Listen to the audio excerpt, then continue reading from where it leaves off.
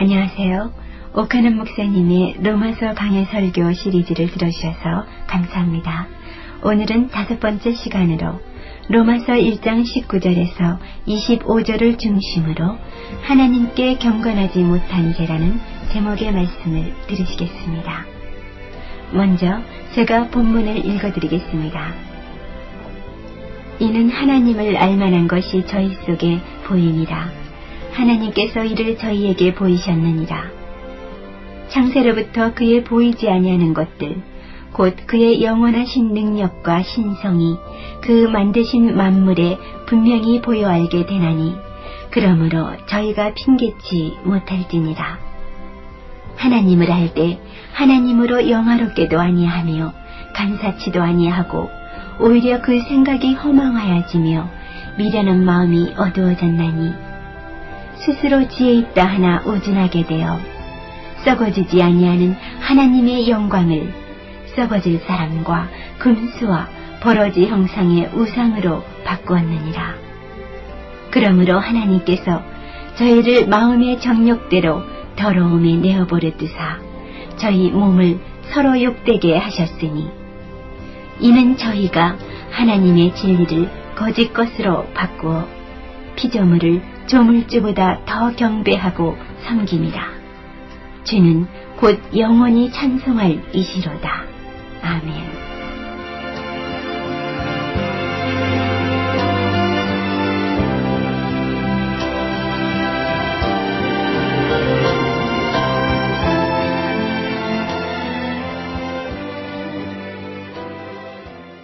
우리가 다 같이 함께 펴놓고 있는 로마서를 처음부터 마지막까지 읽어 내려가면 그 내용이 매우 논리적으로 발전을 하고 있다는 것을 알 수 있습니다. 어려운 표현을 쓸 수도 있습니다만은 제가 깨달은 바대로 표현을 한다면 이렇습니다. 우선 제일 처음에는 하나님이 우리를 벌거벗깁니다. 그 다음 단계에 들어가면 하나님께서 우리에게 의의 옷을 입혀주십니다. 또 그 다음 단계에서는 우리를 성령의 사람으로 만드십니다. 그리고 마지막으로는 우리를 하나님의 제단 위에 올려놓는 거룩한 산 제물이 되게 하십니다. 이렇게 성경이 논리적으로 아주 발전을 하고 있어요. 우리가 지난 시간에 함께 생각하면서 깨달은 바대로 18절에서 모든 인간은 하나님의 진노 아래 놓여 있다고 하는 하나님의 선언을 보았습니다. 거룩하신 하나님에게서 진노를 산다는 것은 그 자체가 저주요 죽음이라는 것을 우리는 잘 압니다. 그러면 왜 하나님이 그렇게 진노하실까? 무엇이 그렇게 우리에게 잘못된 것이 많아서 진노하고 계실까? 좀 소상히 알 필요가 있습니다. 하나님은 알려주시지 아니하고 무조건 화만 내시는 분이 아닙니다. 알려주시지 않고 무조건 심판하시는 분이 아닙니다. 그래서 오늘 우리가 읽은 18절 이하부터 3장 20절까지 긴 내용을 통해서 왜 우리가 하나님의 진노 아래 놓여 있는가에 대한 구체적인 대답을 하나님이 하고 계십니다. 한마디로 말하면 인간이 얼마나 더럽고 악하기에 내가 이렇게 너희에게 진노하겠느냐 하는 것을 하나님께서 우리에게 또록또록하게 알아들을 수 있도록 조목조목 들어가면서 설명을 하고 계십니다. 쉬운 말로 표현하면 벌거벗기는 작업이죠. 병원에 가셔서 가끔 들어가기 싫은 방이 하나 있죠. 그게 엑스레이를 찍는 방입니다. 그 뭔가 이상한 병이 몸에 있을지 모른다는 기우에 의해서 그 방에 들어가는 것을 다 좋아하지 않습니다. 그런데 경우에 따라 다릅니다만은 어떤 때는 엑스레이를 촬영하는 기사로부터 이상한 소리를 듣습니다. 속옷까지 다 벗어요. 굉장히 기분 나쁜 소리입니다. 그래도 아무 말 못하고 명령대로 따를 수밖에 없는 것이 어떻게 하든지 내 몸에 이상이 있나 없나 무엇이 잘못됐나 안 됐나 하는 것을 세밀히 찾아야 되니까 벗으라니 벗어야지 별 도리가 없죠. 벌거벗겨 놓습니다. 하나님이 지금 그렇게 하시는 거예요. 벌거벗겨 놓아요. 오늘 우리가 읽은 본문도 우리를 벌거벗기는 내용입니다. 아마 이 자리에 계시는 분들 가운데서는 내가 이제 예수 믿고 하나님의 자녀가 되었는데 여기에 나오는 내용이 내하고 무슨 상관이 있어 하고 스스로 자위하고 계시는지도 모릅니다. 그러나 믿고 안 믿고를 떠나서 우리가 자연인의 자리로 다시 되돌아가 본래 우리 모습이 어떠했는가를 다시 한번 또록또록하게 직시하는 것은 대단히 중요합니다. 우리는 하나님 앞에 나올 때마다 입버릇처럼 주여 나는 죄인입니다 하는 말 잘합니다. 그러나 우리 중에 과연 자신이 얼마나 무섭고 더러운 죄인이었는가를 현미경을 가지고 보듯이 세밀히 보고 나는 죄인이라고 말하는 사람이 몇 사람이나 되겠느냐 말입니다. 그렇기 때문에 이런 말씀을 통해서 자신에 대한 정직한 지식을 얻는다는 것은 우리가 그리스도 앞으로 더 가까이 나아가기 위해서도 대단히 필수적인 것이라는 것을 기억해 두셔야 합니다. 사람이 하나님의 진노를 피할 수 없는 죄 중에 가장 첫 번째로 나오는 죄가 18절 중간에 묘한 말로 표현이 되어 있습니다. 모든 경건치 않음이라는 죄입니다. 무슨 뜻이에요? 모든 경건치 않음. 이것을 좀 더 실감나게 바꾸면 아주 불경건한 것 하는 말로 쓸 수 있습니다. 아주 불경건한 것. 그래서 아주 불경건한 죄에 대한 항목, 죄에 대한 본질, 그리고 그 내용을 25절까지 세밀하게 증명해 주고 있습니다. 무슨 말씀인지 아시겠죠? 하나님의 진노를 받아야 될 근본적인 죄가 있는데 모든 경건치 않는 죄라고 그랬어요. 다른 말로 바꾸면 뭐라고요? 아주 불경건한 것. 그 죄에 대한 설명이 어디까지 있다고요? 25절까지 일단 나오고 있습니다. 그걸 여러분이 알고 들으셔야 됩니다. 경건하다, 경건하지 않다 하고 말할 때 이 경건이라는 의미를 알고 있어야 합니다. 경건은 하나님을 경외하고 사랑하는 신앙심을 의미합니다. 따라서 경건치 못하다 하면 하나님 사랑하지 않는 것이고 또 하나님을 경외하는 마음이 거의 없는 상태를 말합니다. 영어 단어는 아주 묘하게 만들어 놓았어요. 불경건하다 하는 단어. 우리 대학생들은 잘 아시죠? 하나님이라고 하는 God라고 하는 단어에다가 없다 하는 의미를 가진 less를 갖다 붙여가지고 그 다음에 끝에는 명사 점유어를 갖다가 함께 붙여놓았습니다. 그래서 Godlessness. 그러면 금방 그 글자대로 본다면 하나님 없는 것. 이것이 영어에서 흔히 말하는 불경건이라는 단어입니다. 그러니 이것은 시편 저자가 말하는 것과 통해요. 어리석은 자는 그 마음에 이르기를 뭐라고 한다고요?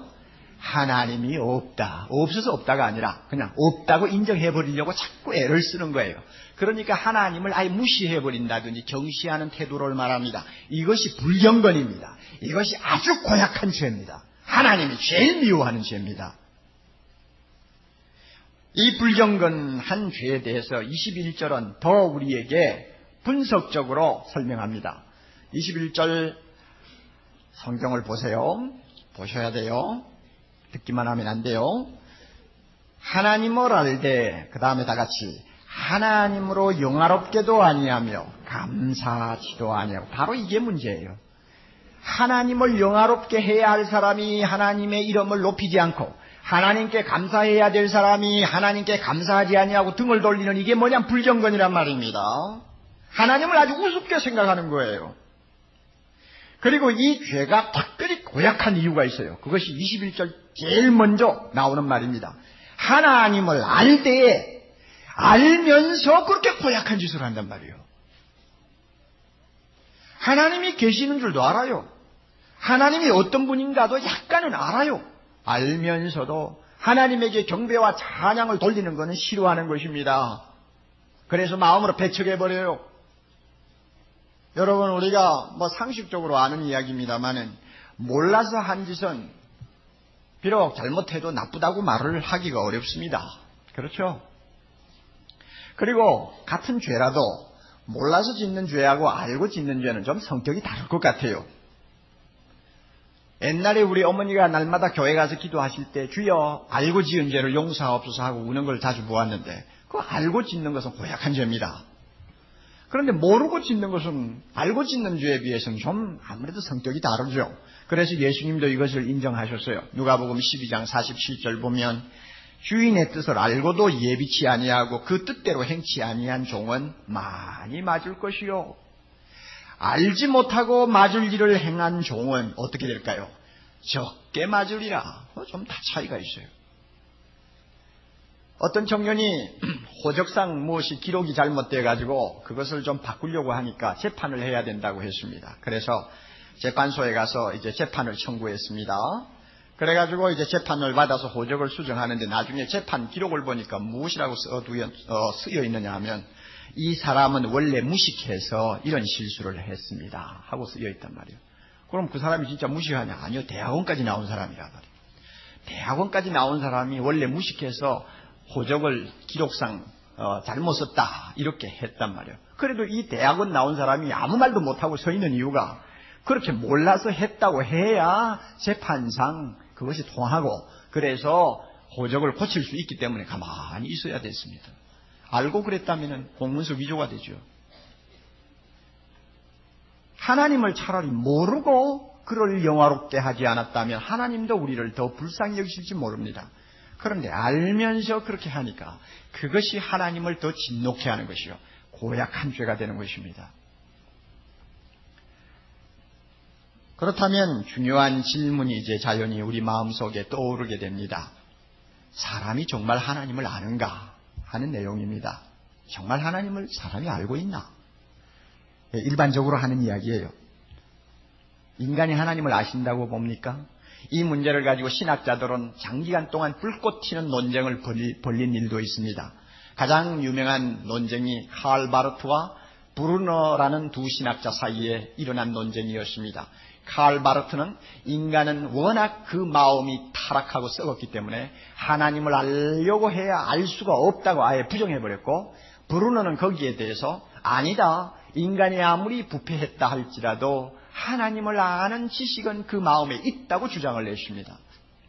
우리는 이런 신학자들의 말에 귀를 기울이는 것도 도움이 되겠지만은 가장 중요한 것은 하나님이 무엇이라고 하시느냐, 우리를 만드시고 우리의 마음을 아시고 우리의 속을 깨뚫어 보시는 하나님이 뭐라고 하시느냐, 이것이 중요합니다. 하나님이 뭐라고 하세요?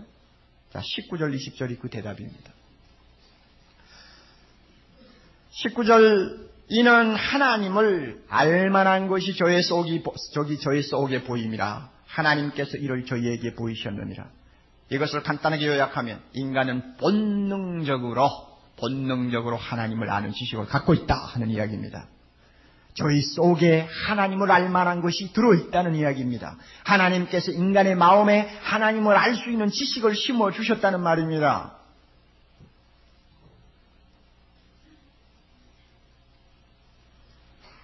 신학자들의 말을 그대로 인용한다면 하나님께서는 사람을 만드실 때에 그의 위엄을 어느 정도 깨달을 수 있는 이해력을 심어주셨다는 것입니다. 칼빈 같은 사람은 아주 아름다운 묘사를 했어요. 하나님에 대한 이 지식, 이 기억을 날마다 새롭게 하기 위해 우리 하나님은 계속해서 신선한 물방울을 똑 우리 마음에 떨어뜨려 주신다. 그래서 신선한 물방울이 떨어질 때마다 하나님이 계시는구나 하는 것을 우리 본성으로 알게 만들어 주신다고 그랬어요. 이런 의미에서 하나님이 계시는 것을 알지 못하는 미개한 국민이나 야만인은 이 세상에 존재하지 못합니다.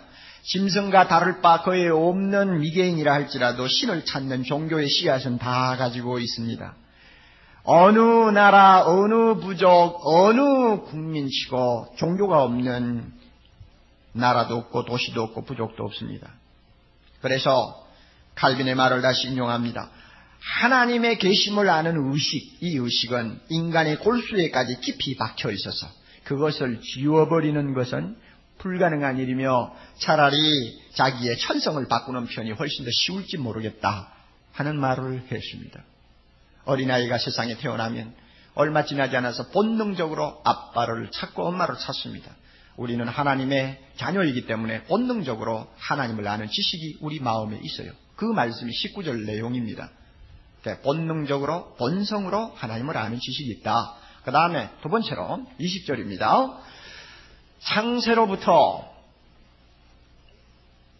그의 보이지 아니하는 것들, 하나님에게 보이지 않는 것들, 하나님은 영이시니까 보이지 않죠. 보이지 않는 것들, 곧 다시 말하면 하나님의 영원하신 능력과 신성이라는 말은 하나님의 품성을 말합니다. 지혜와 전능하심과 무소부재하심과 또 모든 것을 주관하시는 능력, 이런 것들을 통틀어서 신성이라고 하는데, 그 신성이 어디에 있나요?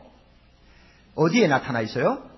그 만드신 만물, 이 우주 만물에 분명히 보여 알게 된다 그랬습니다. 그러니까 20절의 골자는 뭐냐? 하나님을 아는 지식은 이 삼라만상을 바라보면 다 알게 되어 있다 하는 이야기입니다. 다 얻을 수 있다는 이야기입니다. 하나님께서는 모든 창조물 위에 자기 영광을 보여줄 수 있는 명백한 표적을 새겨 놓으셨습니다. 그것은 너무나 뚜렷하고 확실하기 때문에 아무리 무식하고 둔한 사람이라도 못 보았다거나 몰랐다는 구실을 내세울 수가 없게 되어 있습니다. 시편 104편을 기록한 저자는 하나님께서 옷을 입음같이 빛을 입으셨다는 아주 문학적인 표현을 했습니다. 무슨 뜻입니까? 이 우주에 하나님이 만드신 빛이 가득합니다. 그 빛이 있는 곳에는 우리는 누구를 볼 수 있느냐? 하나님을 볼 수 있다는 말입니다. 마치 하나님께서 이 우주에 가득한 빛으로 화려한 복장을 만들어 입으시고 자기의 영광스러운 훈장들을 가슴에 다시고 우리 앞에 서 계시는 것 같은 모습을 우리가 아무리 거부할래야 거부할 수 없다고 말입니다. 안 볼래야 안 볼 수 없다는 말입니다. 모른다고 고개를 돌릴래야 돌리는 곳마다 하나님이 계시는 걸 안 볼 수가 없다는 말입니다. 이 우주 삼라만상이 다 그렇다고 말입니다. 하나님이 계신다는 걸 보여주는 우리의 교과서요, 하나님의 신성을 보여주는 거울이요, 우리의 무지를 깨우쳐주는 선생이라 그 말입니다. 그래서 이 우주 만물은 어떤 면에서는 하나님이 계시는 궁전입니다. 그러므로 우리는 이 궁전 안을 거니는 사람과 같아요. 그 궁전을 거니면서 그 궁전에 살고 계시는 왕을 모른다는 말은 통하지 않는 이야기 아닙니까? 그만큼 삼라만상을 바라보면 하나님이 계시는 것을 자연히 알게 된다는 것입니다. 하나님이 만드신 것은 이 삼라만상 우주만이 아니고 우리 몸도 마찬가지입니다. 우리 몸도 너무 신비스러워서 하나님이 계시는 것을 우리에게 날마다 보여주고 가르쳐주고 또 깨우쳐줍니다. 칼빈의 말을 다시 인용합니다. 절묘한 하나님의 솜씨를 우리는 입과 눈에서부터 시작해서 발톱에 이르기까지 어디서나 찾아볼 수 있을 만큼 우리 몸에는 가득하다. 또 인간은 자기 안에 하나님의 무수한 솜씨로 아름답게 꾸며진 공장을 가지고 있고 우리 몸에요, 동시에 측량할 수 없는 부유함이 넘쳐 흐르는 창고를 가지고 있다. 참 멋있는 표현이죠. 이 정도로 우리는 우리의 사지백체를 통해서 하나님이 계시는 것을 알게 되고 또 부인할 수가 없게 되어 있다는 말입니다.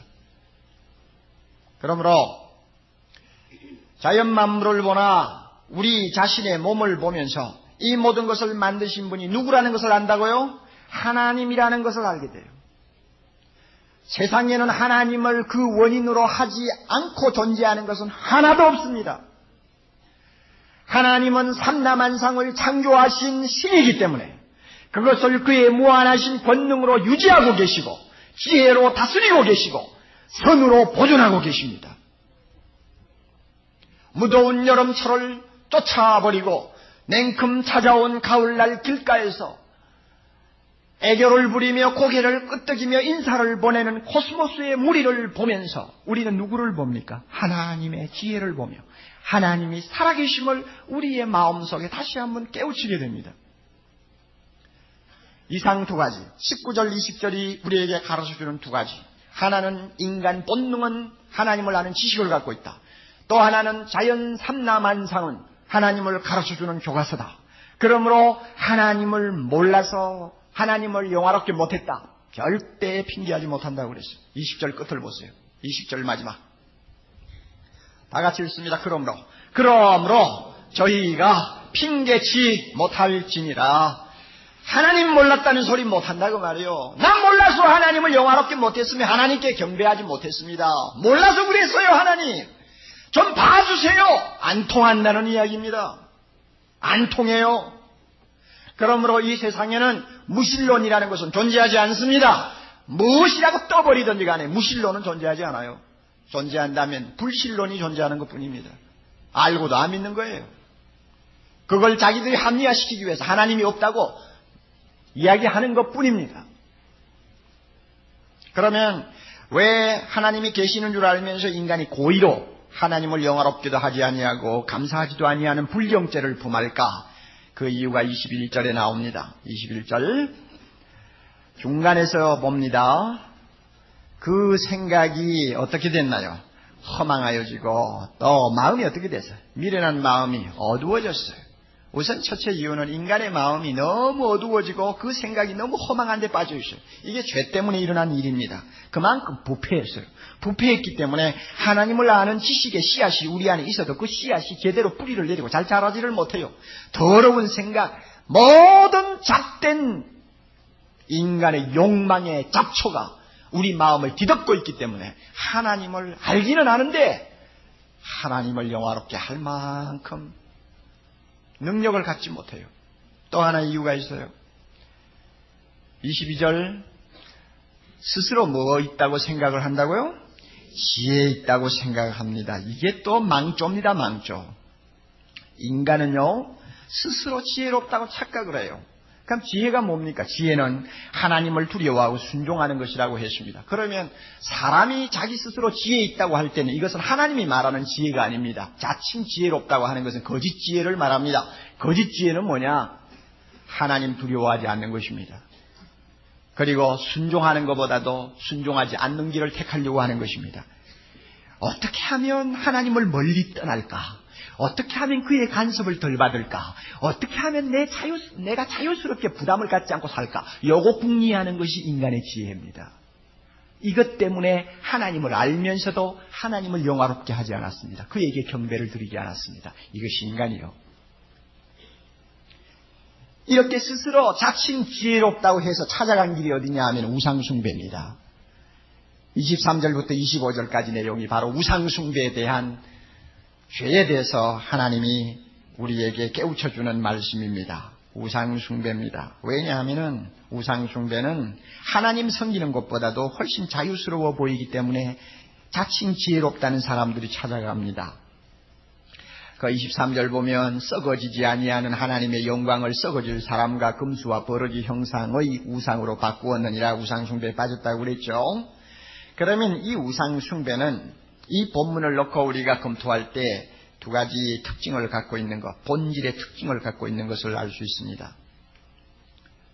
우상은 두 가지 본질상 특징이 있어요. 첫째는 우상이 뭐냐? 우상이 뭐냐? 자기 마음에 편한 신을 만든 것입니다. 사람의 마음에 편하다고 생각하는 방향으로 만든 신이 우상입니다. 스스로 지혜롭다고 여기는 인간이 창조자 하나님은 굉장히 부담스럽게 느낄 수밖에 없습니다. 여러분 이 사실을 잘 알아두세요. 하나님이 계시는 거 알기는 아는데 가까이 모시고 살기는 굉장히 부담스러워. 왜 부담스러운지 알아요?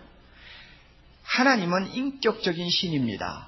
그러므로 그는 우리에게 요구하는 것이 있습니다. 창조자 되는 나를 경배하라. 하나님의 요구입니다. 내가 원하는 거룩한 삶을 살아라. 하나님의 요구입니다.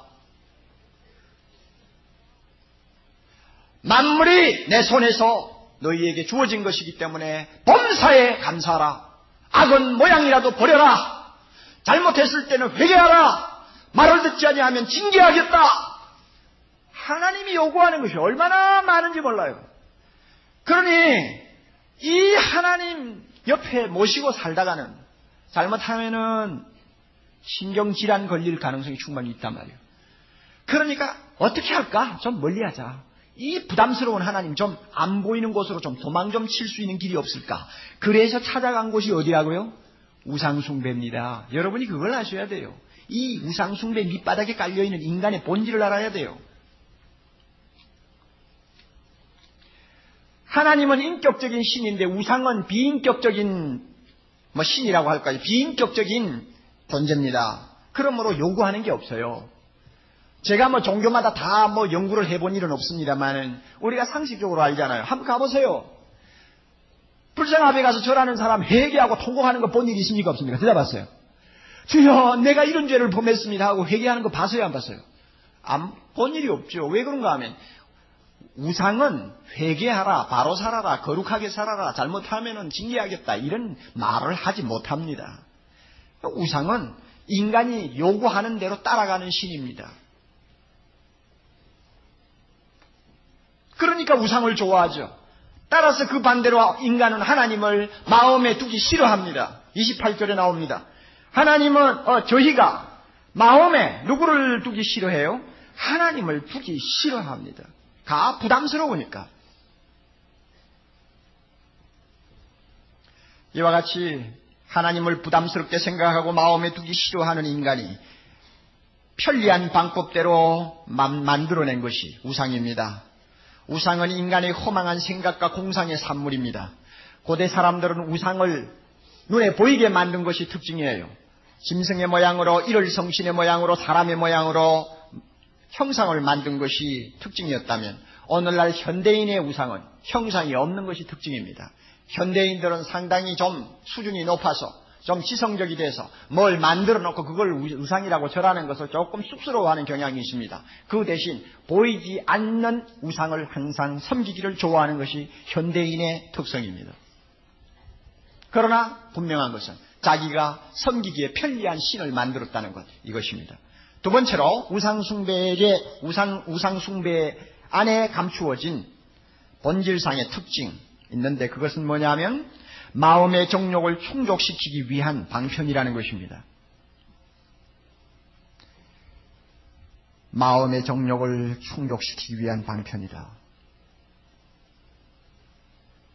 여러분 본문을 보세요. 그 말을 제가 왜 하는지 24절. 그러므로 하나님께서 저희를 어디에다가 마음의 정욕대로 더러움에 내버려 두셨다 그랬죠. 이 정욕이 우상숭배 안에 들어있어요. 정욕이라는 말은 쾌락을 추구하는 노력을 말합니다. 특히 금지된 쾌락에 대한 격렬한 욕망입니다. 이 말을 여러분이 잘 담아두세요. 금지된 쾌락에 대한 마음의 욕망. 하나님이 하지 말라 하는 것을 악착같이 하고 싶어하고 그것을 함으로써 은근히 즐기는 것을 이야기합니다. 이게 정욕이요. 하라는 것은 하지 않고 하지 말라는 것은 은근히 하고 싶어서 그것을 하는 데서 몰래 즐기는 것이 정욕이요. 몰래 먹는 떡이 어떻다고요? 더 맛있다고. 하나님이 하지 말라는 것을 할 때 더 쾌감이 있어요. 그래서 남자가 정상을 벗어나서 여자들과 관계를 하게 되고 자식들이 정상을 벗어나서 제멋대로 행동하게 되는 이유가 뭐냐 하면 금지된 쾌락을 추구하는 무서운 욕심이 그 마음속에 있기 때문에 그렇습니다. 우상숭배에는 하나님이 하지 말라고 하는 것을 하기를 좋아하는 이 정욕이 그 뿌리에 있어요. 그래서 우상 앞에 간 사람들은 항상 자기 마음의 어떤 욕구를 채우기 위해서 달라 하는 게 있습니다. 뭐 달라고 합니까? 복 달라. 이거밖에 없어요. 이것을 위해서 우상이 필요한 거예요. 여러분, 그리고 중요한 것은 우상 숭배에 대해서 하나님께서 지적하고 있는 23절부터 25절 내용 제일 가운데 24절이 있는데 24절에서 무엇을 하나님이 말씀하고 있는가를 잘 보세요. 그러므로 하나님께서 저희를 마음의 정욕대로 더러움에 내어버려 두사 저희 몸을 서로 욕되게 하셨으니 이것이 우상 숭배하고 무슨 상관이 있습니까? 우상 숭배를 성적 타락하고 결부시키는 이유가 있습니다. 고대 우상 숭배하는 종교를 보나 오늘날 현대 종교를 보나 이 우상 숭배의 본질이 인간 자기의 어떤 욕망을 충족시키는 데다 그 목적을 두고 있기 때문에 우상 숭배를 하면 할수록 결국 어떤 함정으로 빠지느냐, 자기의 쾌락을 추구하는 함정으로 빠지게 됩니다. 그래서 여기에 성적으로 타락하는 죄를 우상 숭배하는 문제와 결부시켜 놓았다는 말입니다. 그래서 옛날에 로마 제국이 그랬고 우리가 성경에 보는 고린도 보시라 그랬고, 우상숭배하는 곳마다 성적 타락이 만연했습니다. 겉으로는 신을 섬긴다고 구실을 내세웠지만은 그 우상숭배를 하면서 그들은 자기의 욕망을 충족시키는 모든 구실을 만들어서 남녀가 무서운 죄를 범하는 그런 지경에까지 떨어진 것을 우리는 봅니다. 왜 그런가? 우상숭배 안에 자기의 욕망을 충족하는 본질이 들어있기 때문에 그렇습니다. 이 사실을 저는 좀 더 분명한 증거를 가지고 여러분에게 말씀드리고 싶습니다. 지금 미국을 중심으로 해서 무서운 속도로 번지고 있는 운동 하나가 있습니다. 이것을 종교라고 하지 않고 운동이라고 합니다. 그 이유는 그만큼 무서운 속도로 번지고 있기 때문에, 그리고 그만큼 강범위한 사람에게 영향을 끼치고 있기 때문에 이걸 종교라고 하지 않고 운동이라고 합니다. 그 운동 이름이 뭐냐면 New Age Movement라고 합니다. 우리말로 번역하면 새 세대 운동이라고 할지 모르겠습니다. 기독교를 배경으로 한 서구 문명이 점점 쇠퇴해가는 징후가 나타나면서, 다시 말하면 교회가 능력을 잃어버리면서 그 자리를 메꾸기 위해서 일어난 운동이라고 전문가들은 분석을 합니다. 이 운동은 20세기에 들어와서 동양으로부터 미국으로 이민을 가는 사람들이 많이 늘어나면서 동양 종교를 섬기던 사람이 미국으로 건너가서 거기서부터 발단이 되었다고 합니다. 그래서 힌두교를 위시해서 불교, 도교, 유교 등 모든 동양 종교를 묶어서 만든 새로운 혼합 종교의 성격을 띠는 것이 뉴 에이지 무브먼트입니다. 가장 큰 특징은 범실론이라는 것입니다. 범실론. 무엇입니까? 사람은 신이다. 신은 사람이다. 우주 만물은 다 신이다. 신은 우주 만물이다. 그래서 성경이 말씀하는 초월적인 하나님은 아예 부정해버리고, 모든 사람이 신이요 모든 만물이 신이기 때문에 우주 속에는 신이 편재해 있고, 그 수가 얼마나 되느냐 하면 3,300만이 넘는다고 주장합니다. 역사상 나타난 가장 지독한 우상숭배의 형태라고 말할 수 있습니다. 이들은 일월성신이나 짐승의 형상을 만들지는 않습니다. 그러나 분명히 우상이 있습니다. 그 우상이 누구냐? 신이라고 생각하는 자기 자신입니다. 인간을 신으로 보기 때문에 관심이 하나님에게 있는 것이 아니라 인간 자기에게로 집중되어 있습니다. 인간을 신이라고 생각할 때에 자연히 인간은 신처럼 무한한 잠재력을 가지고 있다는 망상을 하게 됩니다. 이 잠재력만 개발하면은 사람은 굉장히 행복해질 수가 있다고 하는 공상에 빠집니다. 그래서 이 뉴 에이지 무브먼트에서 자기를 신으로 착각하도록 만들기 위해서 만들어낸 여러 가지 방법이 있습니다. 그 중에 예를 든다면 최면술, 마인드 컨트롤, 마음을 통제하는 어떤 기술, 강령술, 예언, 점성술, 이런 것들을 만들어내가지고 인간으로 하여금 자기가 신이 된 것처럼 착각하게 만들고 있습니다. 이 운동이 얼마나 무섭게 번지고 있는지 오늘날 지성인이라고 하는 많은 사람들이 여기에 지금 빠져 있어요. 이 뉴 에이지 무브먼트가 우리에게 가르쳐주는 교훈이 뭡니까? 우상 숭배의 밑바닥에는 자기를 하나님으로 섬기는 무서운 정욕이 깔려있다. 우상 숭배의 본질은 앞에 세워놓은 어떤 형상에 있는 것이 아니라 자기 자신을 하나님의 자리에 앉히려고 하는 인간의 교만이다. 이것을 단적으로 설명하고 있는 것입니다. 얼마나 무서운 죄입니까? 얼마나 하나님을 못 오가는 행위입니까? 그러므로 경건치 못한 죄입니다. 하나님의 진노를 끌어들일 수밖에 없는 죄가 된 것입니다. 하나님은 이와 같은 죄를 굉장히 미워하세요. 미워하시는 이유를 꼭 꼬집으라면 성경을 가지고 말씀드리죠. 23절 다시 보세요.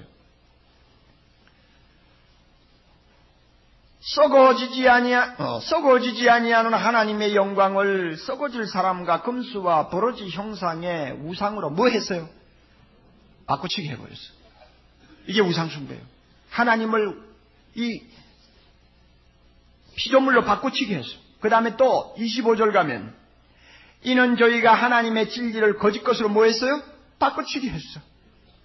그리고 피조물을 누구보다 더 경배해? 하나님을 더 경배해. 이 피조물 안에 이제 우리는 하나 써놓아야 돼요. 오늘날 현대인들의 우상을 우리는 좀 하나 써놓아야 돼요. 24절 가지고 아니요 23절 끝에 썩어질 사람과 금수와 버러지 형상 대신에 하나님의 영광을 무엇으로 바꿨다고 말하면 됩니까?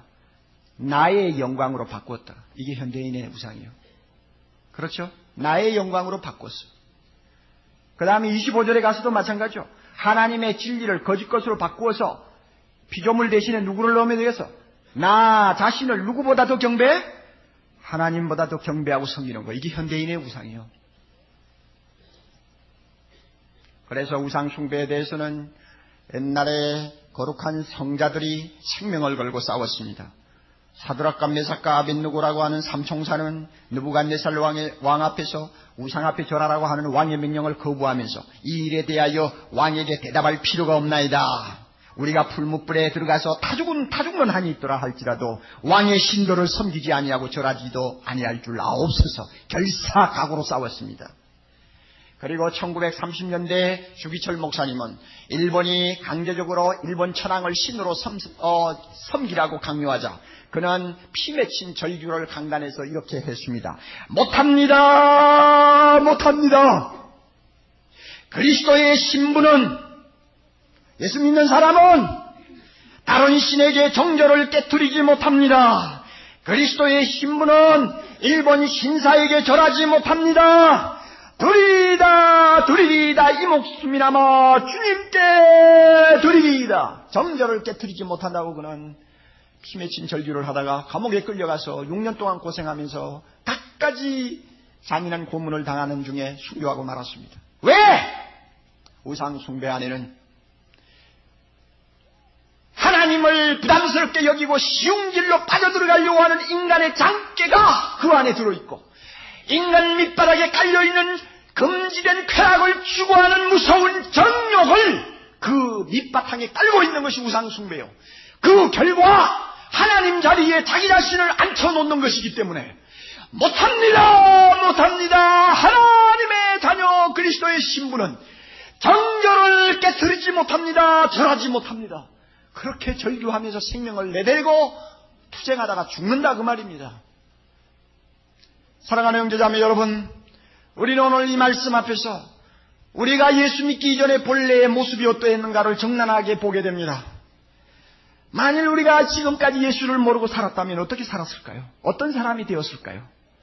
마음에 하나님 두기를 좋아할까요? 천만에요. 알기는 알면서도 하나님을 영화롭게 하려고 할까요? 천만에요. 하나님께 감사하는 사람이 될까요? 천만에요.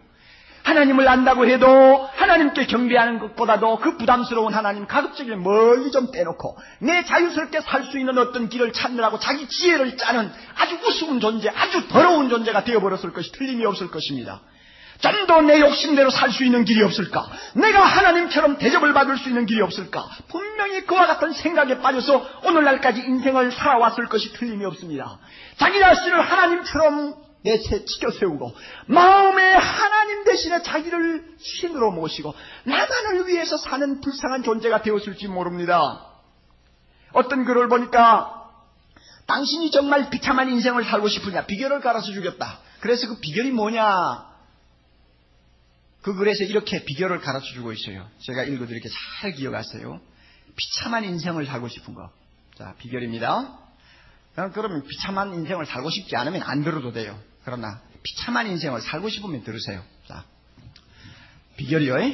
너 자신에 관해서만 생각하라. 아멘. 그 다음에 너 자신에 관해서만 이야기해라. 아멘. 가능한 한 아이라는 말만 사용해라. 아멘. 칭찬받기를 기대하라. 아멘. 지나치도록 당신 자신을 사랑하라. 아멘. 철저히 이기적인 사람이 되라. 아멘. 그러면 어떤 사람이 된다고요? 비참한 사람이 된다. 여러분, 우리가 예수 믿지 않았으면 이런 사람 안 될까요? 하나님 몰랐다면 이렇게 되지 않았을까요? 오늘날 우리 주변에는 이와 같은 더러운 우상 숭배에 빠져서 하나님을 영화롭게 하지 아니하고 경건치 못한 죄악을 범하는 사람들이 너무나 많습니다. 그들을 그리스도 앞으로 인도해야 합니다. 그들을 인도하기 위해서 우리는 대각성 전도 집회를 준비하고 있습니다. 그리고 오늘 이 자리에 나와서 하나님께 예배는 드리지만 아직도 여러분의 마음속에 나라고 하는 우상이 완전히 깨어지지 아니하고 남아있지 않는지, 입으로는 하나님을 섬기지만 실상 그 영광과 그 존귀는 전부 내가 받으려고 하는, 다시 말하면 나 중심의 신앙생활하고 있지 않는가? 여러분이 다시 한번 돌이켜보세요. 그렇다면 그 우상은 하루빨리, 1시간이 급합니다. 빨리 깨트려버려야지. 그것 그대로 두고 예수 믿으면 여러분 헛믿는 것이나 다름이 없습니다. 하나님은 그런 사람 좋아하지 않습니다. 여러분 마음속에 황금 만능주의가 우상이 되어 있으니까 하루빨리 깨트려버려야 합니다. 그래서 사람의 눈, 사람의 손에 들리지 않는 예수 그리스도라는 돌이 와서 산산이 가루를 만들도록 우리는 우리 마음의 우상을 완전히 청소해야 합니다. 우리는 하나님 앞에 감사합시다. 대부분의 형제 자매들은 이미 예수 믿고 구원받아 우리의 마음은 거듭났습니다. 믿습니까?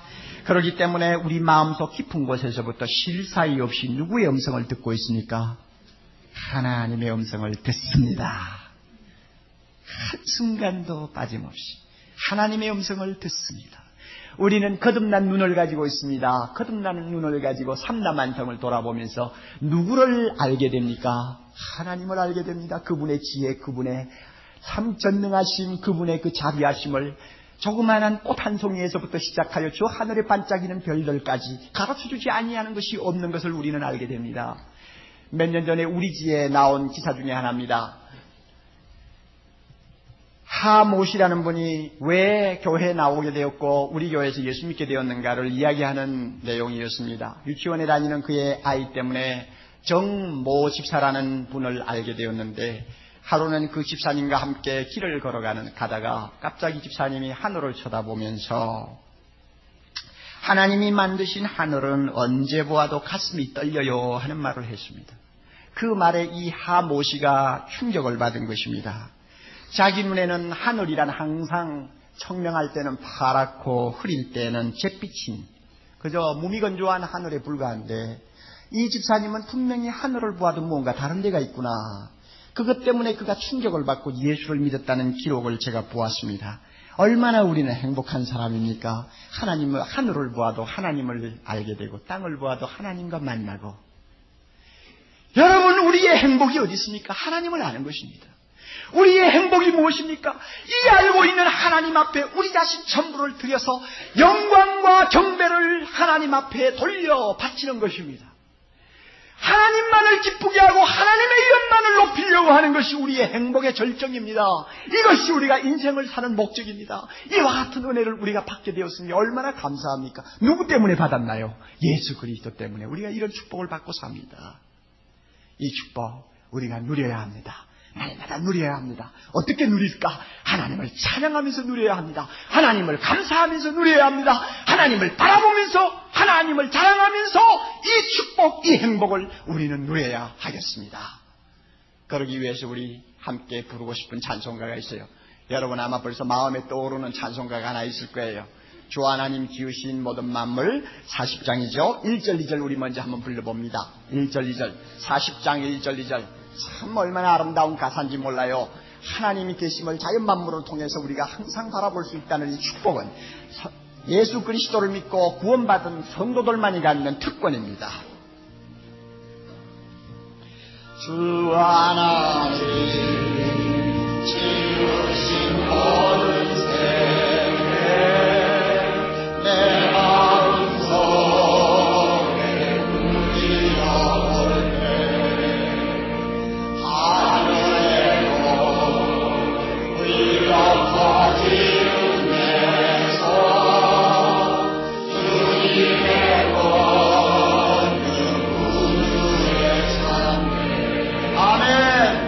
주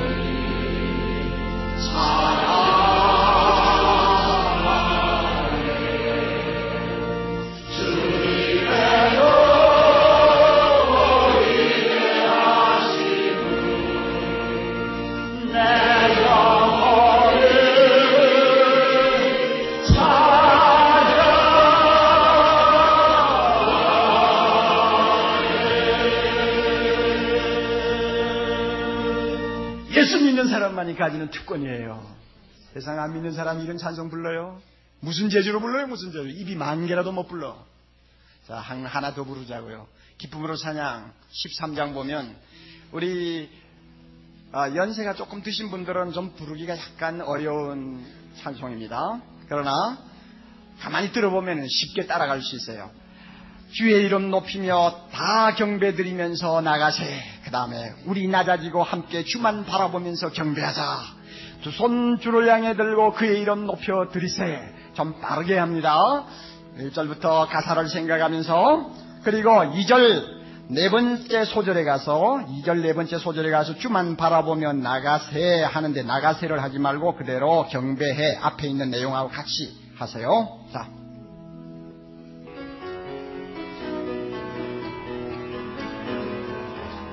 주의 이름 높이며 다 경배드리면서 나가세. 주의 이름 높이며 다 경배드리면서 나가세. 주의 이름 높이며 다 경배드리면서 나가세.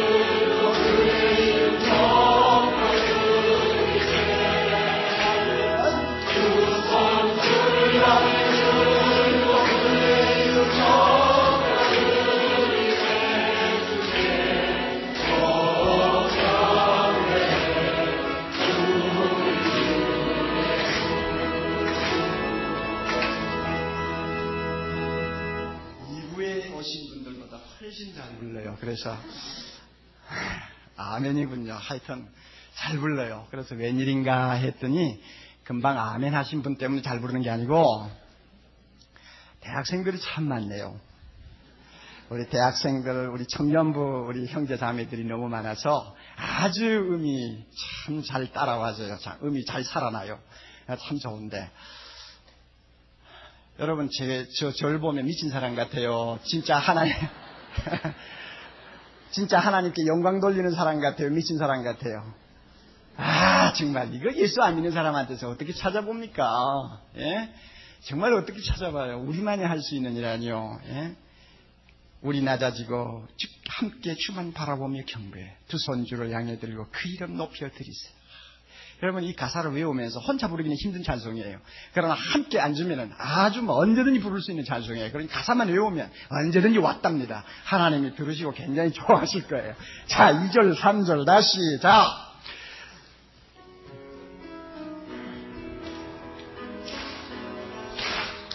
우리 나가지고 함께 주만 바라보며 경배해. 우리 나가지고 함께 주만 바라보며 경배해. 우리 나가지고 함께 주만 바라보며 경배해.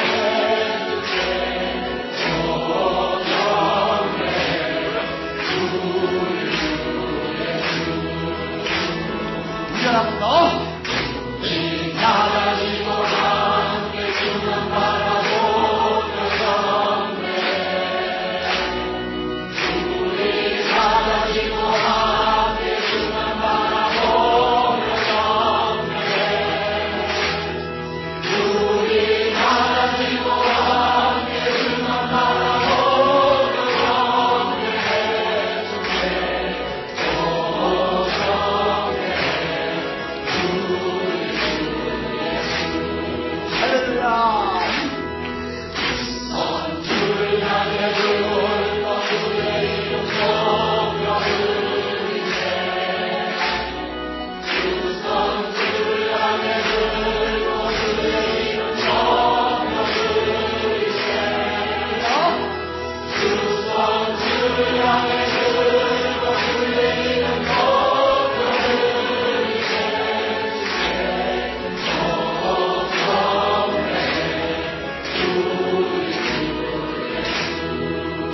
다시 한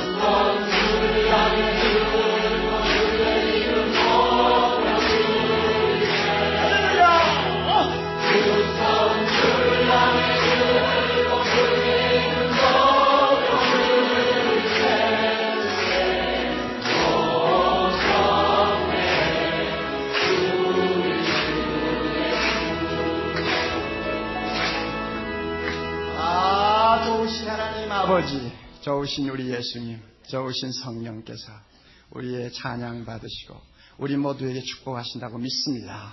다 같이 머리 숙이십시다.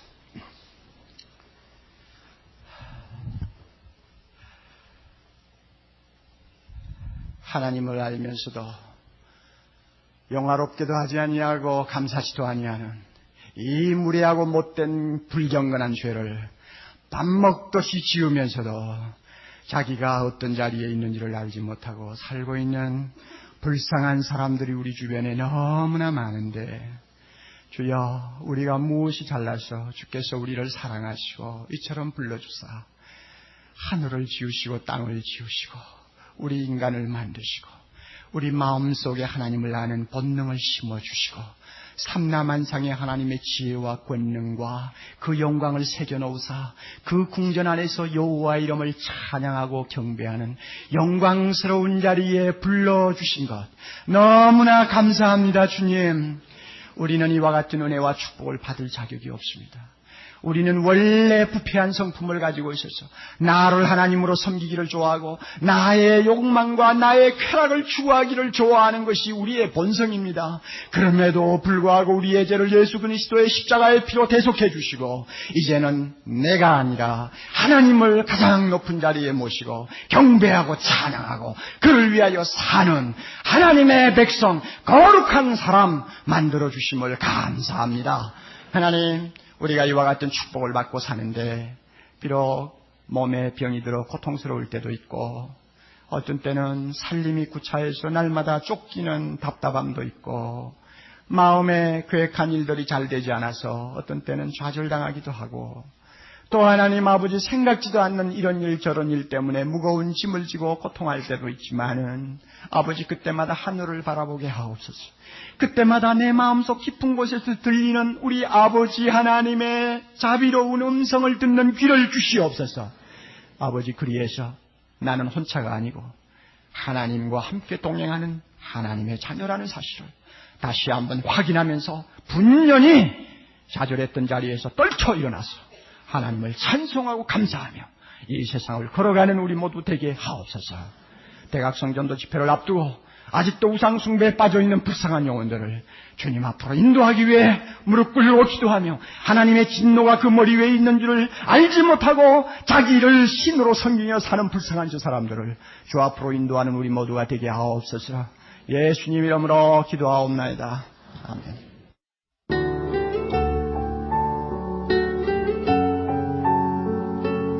생명의 샘은 출판과 테이프, 영상, 인터넷 등의 가능한 모든 매체를 통해 생수와 같은 은혜의 말씀을 나누는 사랑의 교회 미디어 선교사역입니다. 이 테이프를 들으시고 하나님의 말씀에 대해 더 깊이 알기를 원하시는 분은 생명의 샘으로 연락해 주시면 여러분을 성심껏 도와드리도록 하겠습니다. 감사합니다.